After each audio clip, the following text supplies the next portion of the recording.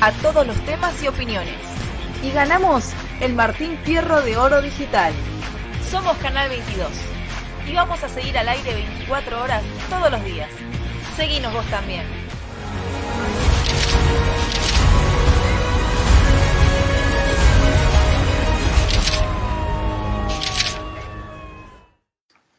Hola amigos, bienvenidos a un nuevo programa de Escena del Crimen, un programa creado con mi amigo Ricardo Nievas, con el único propósito de comunicar, transmitir y divulgar las ciencias forenses, más específicamente las ciencias de la criminalística. Programa a programa recibimos distintos invitados con distintas especialidades y este no escapa al resto. En este caso, bueno, tenemos un invitado que justamente reúne todas las condiciones que siempre hemos presentado en este programa. Es un docente investigador, es licenciado en investigación criminal y lo que quería destacar sobre todas las cosas que es calígrafo público nacional. Bueno, una vez ya presentado, vamos a dar nuestro espacio a nuestros amigos auspiciantes Lex Artis. Lex Artis, un estudio dedicado a la medicina legal y ciencias forenses. www.lexartis.com.ar. Bueno, después del auspicio, entonces sí, voy a tener el honor de presentar a mi amigo, al licenciado en investigación criminal y calígrafo público nacional, Alejandro Matías Centofanti. Hola Alejandro, te doy la bienvenida. ¿Cómo estás? ¿Qué tal, Federico? ¿Cómo estás? Buen día para vos, para toda la audiencia. Y bueno, nada, muy contento de estar en el programa y poder compartir este momento y una charla tan grata con vos, como colega, como profesional y bueno, y como compañero también de proyecto, ¿no? Bueno, muchísimas gracias, Ale, por aceptar la invitación. La verdad que estoy muy contento que esto esté sucediendo porque a partir de esta conversación que tengamos hoy, vos sabés que inevitablemente llegan muchos comentarios sobre todo, bueno, todo lo que nosotros podemos ofrecer con respecto a la actualización profesional. Pero no quiero dejar afuera, porque también hay una audiencia muy grande, que son personas aficionadas que a partir de claramente estas series, estos programas que abundan hoy por hoy en las plataformas, también se interesan, entonces de alguna manera a veces son futuros profesionales, que ya hoy son profesionales, que tienen un título de base y que a partir de que se van interiorizando en estas ciencias, muchos se animan a estudiar otras carreras. Así que, bueno, Alejandro, sin hacer mucho más introducción, la idea era justamente esta, que podamos tener una conversación que empiece de manera introductoria. Por eso, para este público que estaba mencionando, para el profesional, también para la empresa y los estudios jurídicos, quería hacer esta introducción. Quería saber un poco sobre la actividad del perito calígrafo. ¿Qué es lo que hace? ¿Cuáles son sus incumbencias? Si están amparados por una ley, si hay una ley que los regula. ¿Qué me puedes decir de eso, Alejandro? Bueno, Federico, la verdad que la profesión de perito calígrafo, de calígrafo público, en realidad desempeña la actividad tanto en el ámbito judicial, brindando asesoramiento técnico al juez, como en el privado. Trabaja sobre los análisis de textos, de firmas de papeles e impresiones de cualquier tipo. Hay dos leyes nacionales que regulan el ejercicio de la profesión. La ley 20243 del año 73, que regula específicamente las particularidades del ejercicio de la profesión de calígrafo público en el ámbito de la Ciudad Autónoma de Buenos Aires o de la Ciudad de Buenos Aires. Y después con una modificación de la 20859 en el año 74, que sustituye algunos artículos del anterior y en realidad amplía las incumbencias profesionales. Más que nada, para tenerlo en claro y así a grandes rasgos, obviamente lo que hay que tener como base de competencia es en realidad la intervención en los pleitos, como dije recién, judiciales como particulares, y después tenemos la verificación de autenticidad de firmas, de textos en documentos manuscritos, mecanografiados impresos, físicas y químicas, agregados, eliminación o sustitución de expresiones o signos de alteraciones patológicas en la escritura. En todos los casos también trata de determinar la autoría de los escritos y de los documentos. También, en una cuestión también un poco más ampliatoria, para redondear un poco el esquema, tenemos la autenticidad de trazos manuscritos, textos y firmas, impresiones de todo tipo, y también compete la autenticidad, obviamente, de determinar la antigüedad relativa, absoluta, de un escrito, el orden de prelación, obviamente por las escrituras mediante revenido, escrituras borradas, testadas, obliteraciones, o por tratamiento químico. Y bueno, también intervenimos en las condiciones de seguridad del papel moneda, como así también en el análisis de documentos históricos. Así que a grandes rasgos esto es obviamente la competencia del perito calígrafo. También, Clarísimo. no sé si querés que abordemos el tema del perito en documentología, pero como la facultad en realidad lo tiene como título intermedio, por ahí lo podemos expresar Bueno, también. me interesa que exista un título intermedio, bueno, en esta carrera de calígrafos. ¿Lo puedes ampliar? Sí. De hecho, el Instituto Universitario en realidad comienza primero con las especialidades periciales, obviamente trabajando sobre la base de lo que era el sistema escopométrico, ¿no? En realidad, como líder en Policía Federal en la parte de identificación de cosas. Y básicamente el perito calígrafo en realidad queda en realidad como un título de pregrado superior, y el intermedio es el de perito en documentología.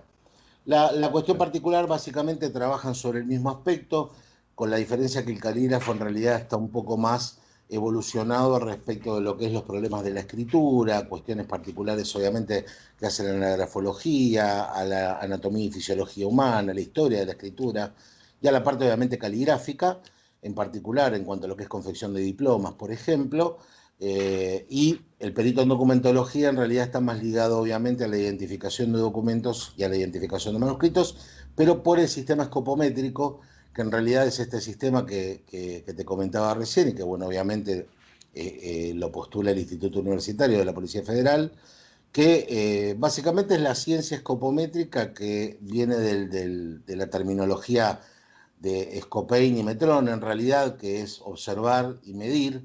En realidad es la observación o medida de la observación o la observación de las medidas, si se quiere como término, y básicamente lo que consiste es un peritaje propuesto desde la comparación de las cosas, basándose en las medidas y detalles precisos e identificativos del objeto de estudio. La aplicación está muy ligado a la investigación criminal sobre la parte de las evidencias físicas, y por ende también posee un lugar privilegiado en los estudios de los criminalistas. Clarísimo, muy bien desarrollado. Creo que de esta manera inevitablemente queda todo muy relacionado, independientemente de cuando uno habla de escopometría, de la pericia caligráfica, de la documentología.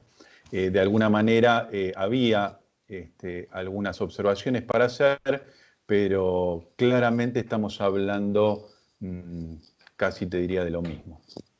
Entonces, también escuché que repetiste en 2 oportunidades documentos, ¿sí? El estudio de documentos donde, bueno, pueden aparecer escritos, hológrafos, escritos mecanografiados, escritos impresos, pero sobre todo escuché que destacaste la palabra documentos.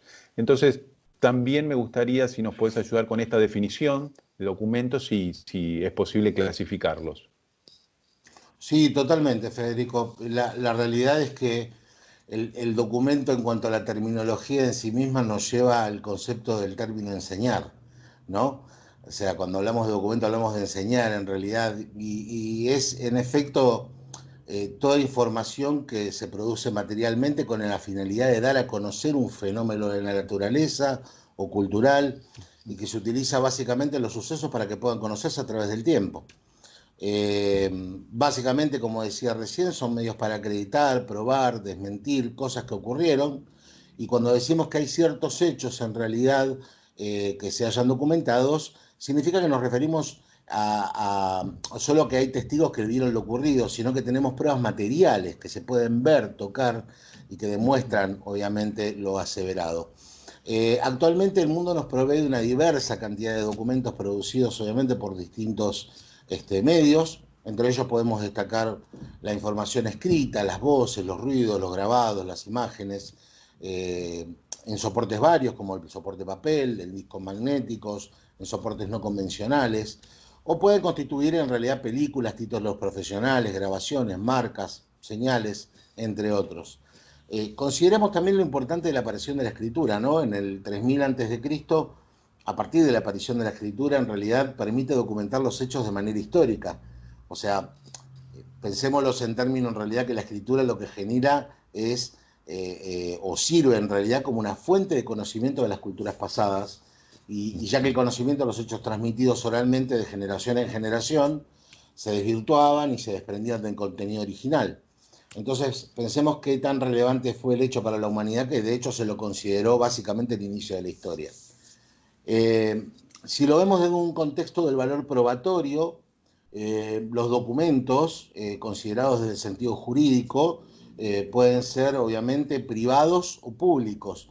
Aquellos que son privados en realidad no tienen intervención de funcionario público, y se distinguen entre estos también entre los no firmados y los firmados por las partes. Básicamente, los privados firmados por las partes, que es uno de los más importantes en realidad, deben mediar un reconocimiento previo de firma por parte, obviamente, de los que intervienen, como puede ser, por ejemplo, un contrato de alquiler, y la falsedad del contenido puede ser demostrada en realidad por la parte que lo alega. Se hace por lo general en un doble ejemplar y para que cada parte pueda probar su derecho en un caso de conflicto. Para el caso de los públicos, los cuales, como el nombre lo indica, gozan de plena fe pública, es decir, fueron hechos por antefuncionario público, hacen plena fe de su contenido, y obviamente para hacerlos caer en realidad como prueba, tiene que probarse la falsedad efectivamente, y entendamos con esto que la falsificación de documento es un delito obviamente que está penado por el Código Penal. Así que creo haber contestado. Muy claro, creo que contestaste más de lo esperado.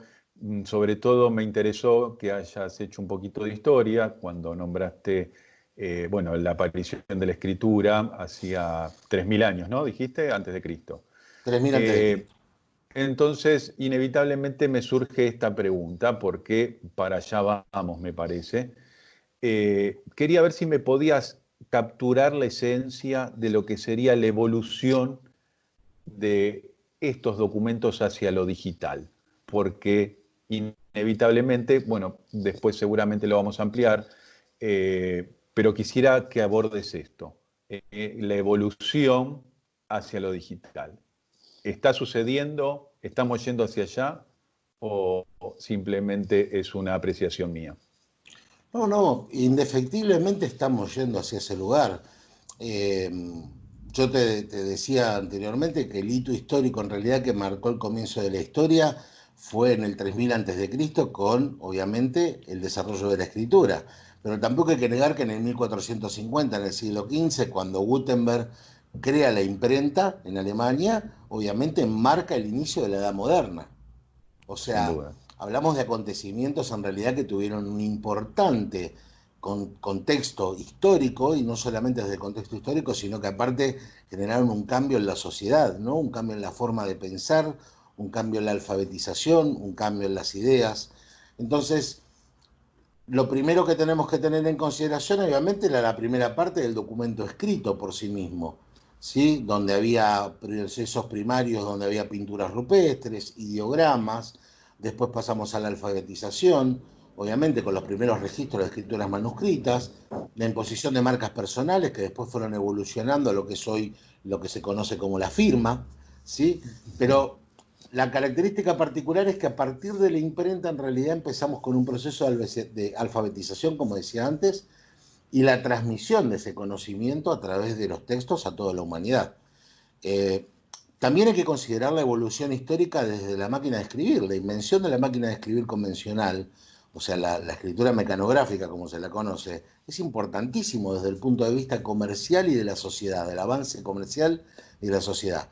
Permitió que vos y yo generáramos un contrato y lo pudiéramos poner en una escritura legible, mecanografiada, y pudiéramos obviamente hacer tantas copias, juntamente con el papel de calco, hacer tantas copias como quisiéramos, que son más o menos contemporáneos. Entonces, la máquina de escribir, que desde 1714 hasta 1873, si tengo bien más o menos las fechas, fue pasando de distintos diseños hasta la consustanciación comercial, y después en el 1920 se logra lo que se llamó la estandarización, es decir, el modelo que nosotros conocemos al día de hoy, un estándar, en realidad todos mantuvieron el mismo estandarización.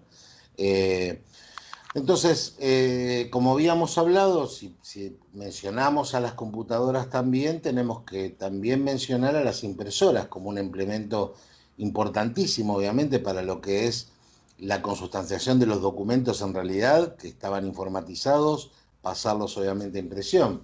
Y acá vemos que entre 1953 a 1976 se desarrollaron los principales sistemas de impresión, ¿no? Pasando de inyección del matricial de punto, pasando después al láser y por último, obviamente, al de inyección de tinta en última instancia, lo cual obviamente es un importante acontecimiento para la edad contemporánea porque se dejó de utilizar la máquina de escribir convencional para pasar a los escritos ya impresos, o sea, desarrollados mediante una impresora hogareña convencional. Claro. Era como tener a Gutenberg en casa, ¿no? Básicamente, tener el propio Gutenberg en casa. Y bueno, por último, nada, Federico, la evolución de la red de redes, ¿no? La red informática mundial, el World Wide Web, que es conocida como Internet y que es desde el año 1989 a 1991 que se efectuaron las primeras pruebas de comunicación, juntamente con el desarrollo de criptografía simétrica, que es muy importante también para que después lo veamos en realidad en la parte de firma digital, por los investigadores de la Universidad de Stanford en 1976, se empleó para el comercio y consolidó los principios de lo que es el documento electrónico y la firma digital que hoy se conoce como tal. Así que todo el devenir histórico realmente como hitos es importantísimo y considero que hacen la diferencia en cuanto a lo que es obviamente la identificación y comprender la dinámica de la escritura más que nada. Sin duda, y bueno, me pareció excelente el desarrollo, ubicándonos cada una de las etapas de las que fue pasando el documento. Sin duda ha evolucionado, está indiscutido y justamente creo que, valga la redundancia, está documentado cómo fue evolucionando. Entonces yo capturé dentro de todo lo que nos estuviste contando lo que es la criptografía asimétrica. Entonces creo que me vas a dar pie y en este sentido vamos a poder desarrollar lo que sería firma electrónica, firma digital, porque creo que acá la evolución es donde está haciendo mella. Me parece que esta es la nueva máquina de escribir, sin duda, donde marcó un antes y un después. Esta es la nueva imprenta, donde marcó un antes y un después. Entonces, bueno, quería que nos cuentes un poco qué pasa con estas nuevas modalidades digitales o electrónicas, las diferencias de ambas, y bueno, un poco si nos podías ilustrar también. Sí, cómo no, Federico. De hecho, acá hay otro tema también para tomar o para coligar con lo que son hitos o antecedentes históricos. Fíjate que la ley de firma digital, que es la 25.506, en Argentina fue promulgada el 11 de diciembre de 2001 y define en realidad o diferencia particularmente cada una de ellas, ¿no? Lo que es en realidad el concepto de firma electrónica por un lado y firma digital por el otro. Vamos a eso y te comento los pormenores después, obviamente, de cada caso en particular. La firma digital, para entenderla como solución, en realidad como complejo tecnológico, la tenemos que tomar como en consideración como que es una solución tecnológica que permite añadir a documentos digitales y mensajes de correo electrónico una huella o una marca única. De hecho, yo preparé unas firminas y si tenés para mostrarlas al público, en realidad en esta primera se ve claramente la diferenciación entre las dos. Pero lo que decía, le marca una huella o marca única a través de ciertas operaciones matemáticas. Se entiende entonces en realidad como un bloque de información que suele anexarse o incrustarse al documento firmado. Vos tenés un documento firmado, digital, obviamente, y le incrustás una huella determinada que es mediante un registro de una clave criptográfica, obviamente, sumada a un algoritmo hexadecimal que es una clave asimétrica.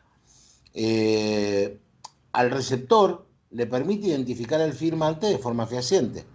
Esto es lo que nosotros llamamos el requisito de autentificación, en realidad. Que yo reconozca al firmante, o sea, sepa fehacientemente quién es el firmante, es lo que yo llamo requisito de autenticación. Asimismo, puedo asegurarme, como receptor también, que el contenido no fue modificado luego de la firma y sin dejar una evidencia plasmada en realidad de esa modificación, lo cual se llama el requisito de integridad. Entonces dijimos, autenticación por un lado, integridad como segunda instancia. Un tercer circuito, en realidad un tercer requisito que tiene en realidad la firma digital, es el que uno debe tener garantías de que la firma se realizó bajo el control absoluto del firmante. Es decir, el firmante tuvo intervención directa y obviamente controló la operatoria. Esto se lo llama requisito de exclusividad. Reiterando entonces, autenticación, integridad, exclusividad. Y por último, el más importante, y es el que valida en realidad la firma digital por sobre la electrónica, es que el origen de la firma y la integridad del mensaje ante terceros, de modo que el firmante no pudo negar o repudiar su existencia o autoría. Esto quiere decir que el firmante no desconoce, no tiene capacidad de desconocerla, salvo que la denuncie por falsa. ¿Sí? Esto es lo que se llama el requisito de no repudio. Estos 4 requisitos deben estar sí o sí en la firma digital. La firma electrónica, por su parte, es el conjunto de datos electrónicos integrados, ligados o asociados de manera lógica a otros datos electrónicos. Esto está utilizado por el signario como un medio de identificación que carece de alguno de los requisitos legales para ser confirmado como firma digital. Entonces, debe poseer al menos, para ser considerada como tal, propiedades de autenticación o integridad, y la diferencia es que la firma digital se realiza con un certificado válido emitido por un certificador licenciado. ¿Sí? La clave criptográfica que decías vos es el hash, sumado obviamente a la validación de las 2 llaves, una llave pública y una privada, y esto nos garantiza el sellado o el cierre en realidad y la cadena de custodia, que es lo que hoy se conoce como blockchain, en realidad a lo largo de todo lo que es el proceso de validación de firma digital. Importantísimo tenerlo en cuenta porque en realidad después vamos a ver dónde entramos nosotros en realidad como validadores desde el punto de vista forense. Pero básicamente la operatoria de la firma digital, para entenderla, en cuanto a huella criptográfica y en cuanto a huella electrónica, es lisa y llanamente esta. Está más que claro, muy bien desarrollado, sobre todo, bueno, las diferencias de que no es lo mismo. Y hay una terminología hoy muy utilizada por el profesional y también por el que no lo es, ¿no? Que tiene que ver justamente con la biometría.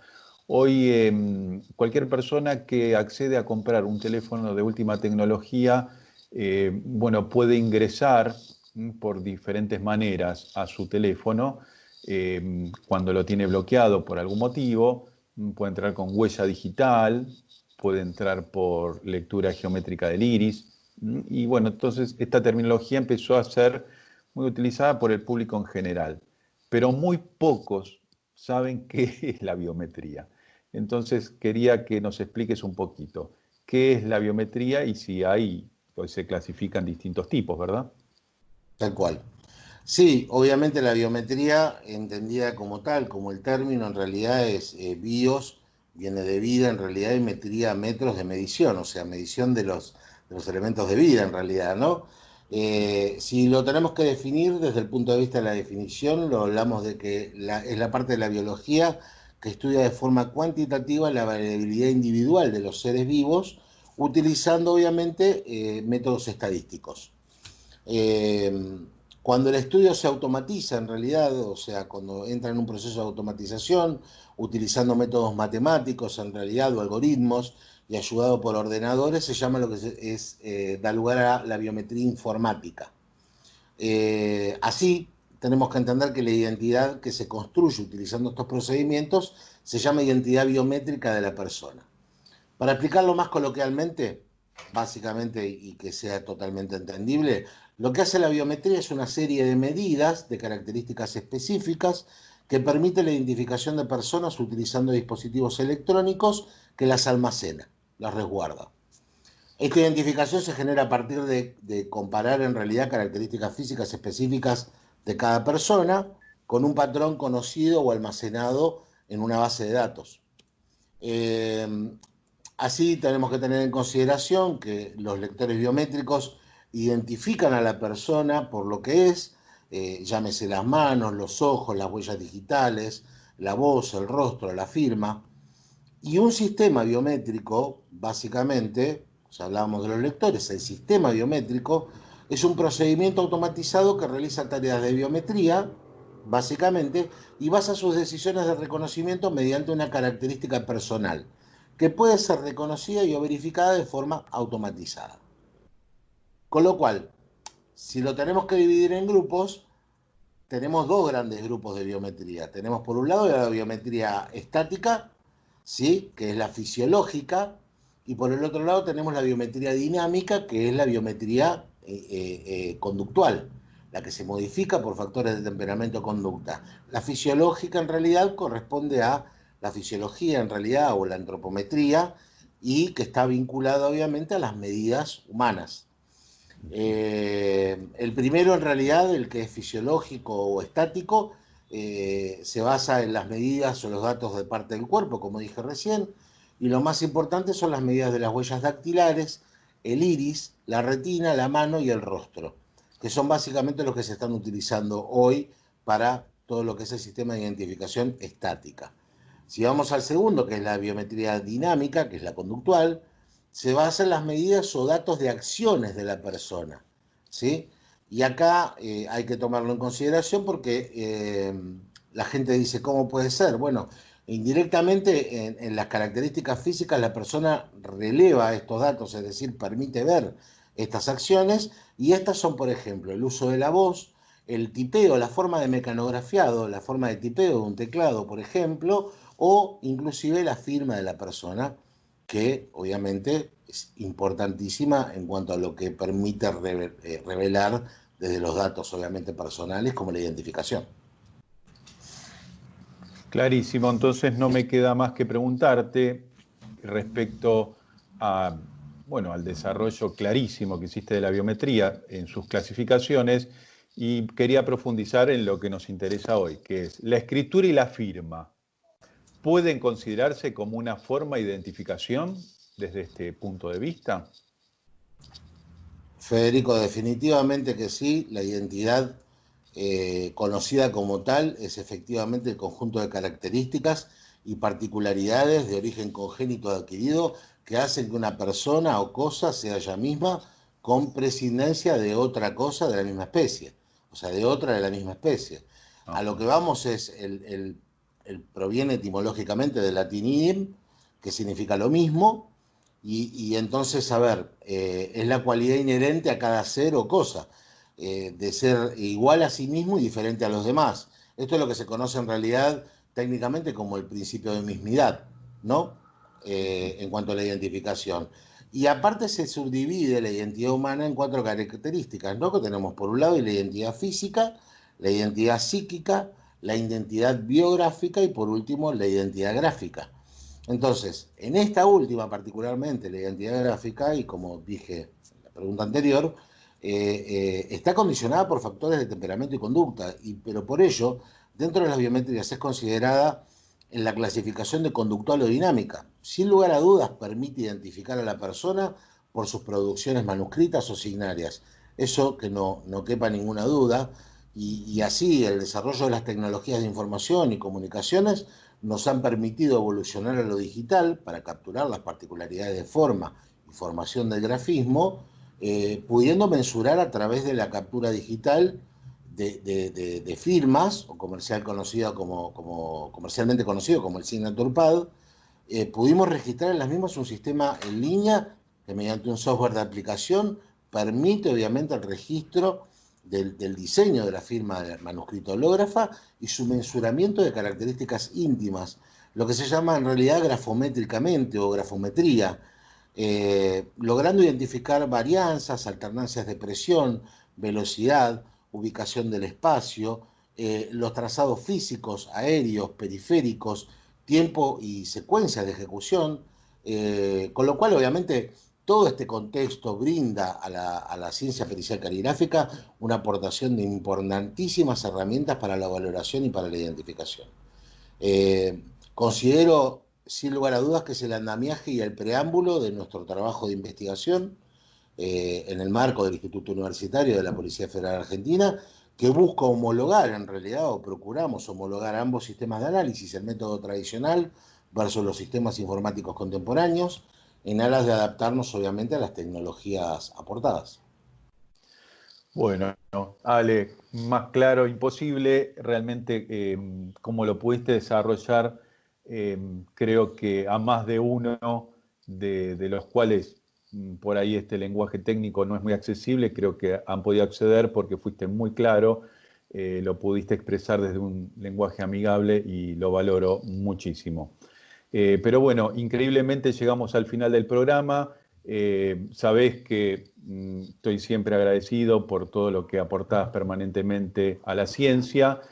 Y bueno, si querés despedirte, dejar algún correo para alguna empresa, alguna institución que quiera conocer sobre nuestra ciencia, lo podés hacer en este momento.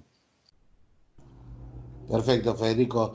No, más que nada agradecerte obviamente la participación y la importancia en realidad de que la gente tome contacto y conozca toda la comunidad científica, ya sea que se dediquen a la parte caligráfica o no, pero que conozcan en realidad la importancia de la valoración del estudio pericial caligráfico y lo que nos permite en realidad y lo que buscamos con toda esta propuesta de no quedarnos en realidad en el pasado, avanzar hacia el futuro y en el marco obviamente de las nuevas tecnologías.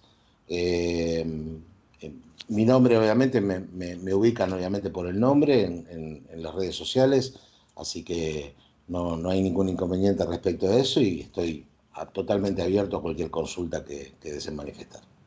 Muchísimas gracias. Bueno, tuvimos un programa de la mano del licenciado Alejandro Matías Centofanti y bueno, nos despedimos y lo bueno es que siempre cuando cierro el programa digo nos vemos en un nuevo programa con un nuevo invitado, pero en este caso voy a decir nos vemos en un nuevo programa nuevamente con el licenciado Alejandro Matías Centofanti.